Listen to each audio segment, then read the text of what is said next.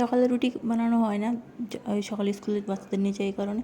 তো এই জন্য রাতেরবেলা রুটি বানাতে বসলাম। তো এই জন্যে প্রথমে বাচ্চাদের খাইয়ে দিলাম, তারপরে রুটি বানাতে বসছিলাম। তো এইসব নিয়ে থাকছে আজকে আমার ব্লগ। আসসালামু আলাইকুম, আশা করি ভালো লাগবে সবাই, দেখতে থাকুন। তো সকালে উঠে আমি রাত্রে সকালে রুটি বানানো না, স্কুলে বাচ্চাদের নিয়ে যাই এই কারণে, তখন সময় হয় না অতটা বানানোর জন্য। তো সকালে নাস্তা আমরা ভাতই খাই বেশিরভাগ। তো রাত্রে ভালো আমি রুটি বানাই। তো প্রথমে চা দিয়ে মুড়ি খেয়ে নিলাম, তারপরে একটু চুলাতে পানি দিয়ে দিলাম, পানির মধ্যে আটা দিয়ে দিলাম। আটা দিয়ে আটাগুলো ভালো করে ছেনে নেবো, একটু সিদ্ধ করে নেবো হালকা, ভালো করে ছেনে নিচ্ছিলাম। আটার মধ্যে লবণ দিয়ে দিয়েছিলাম, তো একটু ধরে ধরে ভালো করে ছেনে নিচ্ছিলাম। তা আমি অতটা ভালো রুটি বানাই না, আমাদের বাসায় রুটি খুব কম খায়। আমার হাজব্যান্ডের 3 বেলায় ভাত খেলেও সমস্যা হয় না। তো রুটি এই জন্য আমি অত বেশি পারফেক্ট বানাতে পারি না। তো এই কারণে আমি খাওয়ার জন্য রুটি বানাই। তো ওই জন্য তারপরে হচ্ছে রুটি 8টা ছেনে রেখে দিলাম।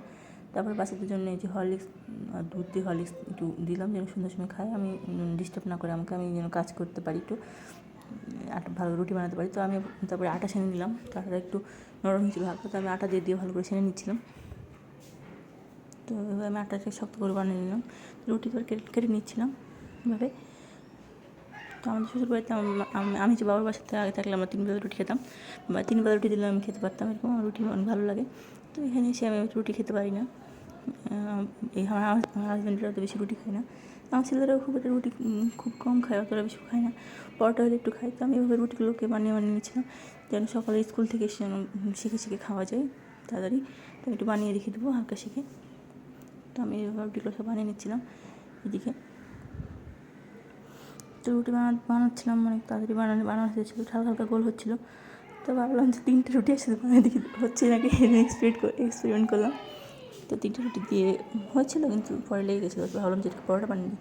তো নতুন স্টাইল, একটা রোল স্টাইলে আমি ইউটিউব দেখে শিখেছিলাম। তো এবার থেকে বানিয়ে নিলাম। তো আমি একটা করে বানিয়ে নিচ্ছিলাম। তো বানিয়ে নিলাম রুটিগুলো পরোটার স্টাইলের মতো। তো আমার ছেলেদের বেঁচে দেবো ওগুলো। তো ওইদিকে বানানো হয়ে গেলো, তাহলে ছিটে গেছিলো। তো আমি এভাবে বানিয়েছিলাম। তো ওইটাকে আমি আবার রোল করলাম, যে আবার বেলে নেবো।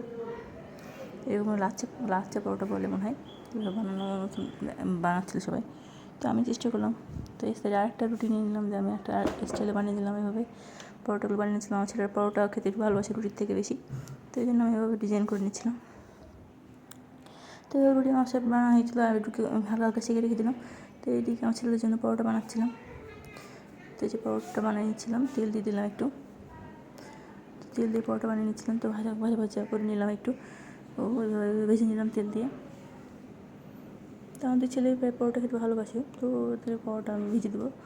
ওদের যদি পরোটার জন্য সমস্যা হয় না, সস দিয়ে পরোটা খেয়ে নেয়। তো এদিকে আমি একটা ভেজে নিলাম, তো একটা ভেজে নিচ্ছিলাম।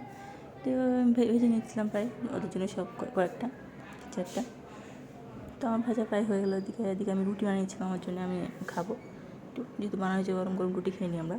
তো এদিকে আমি ডিম ভেজে নিয়েছিলাম আর আম দিয়ে রুটি খেয়ে নিলাম। তো সব ভিডিওটি ভালো লাগলে একবার শেয়ার করে দেবেন। ধন্যবাদ সবাইকে, আশা করি ভালো লাগবে সবাইকে।